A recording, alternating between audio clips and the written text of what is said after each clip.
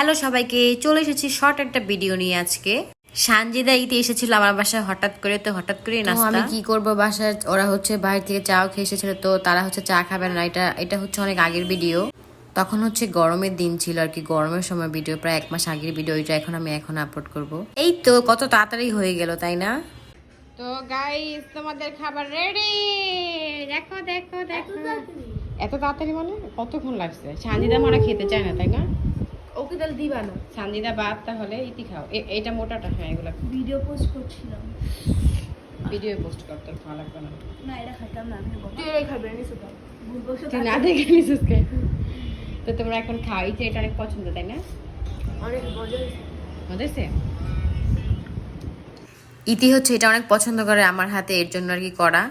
গরম ছিল, এর জন্য হচ্ছে ম্যাঙ্গো জুসটা বানিয়ে নিচ্ছি। ট্যাঙ্গের জুসটা আমার কাছে খুবই ভালো লাগে। এই ছিল, টাটা বাই বাই।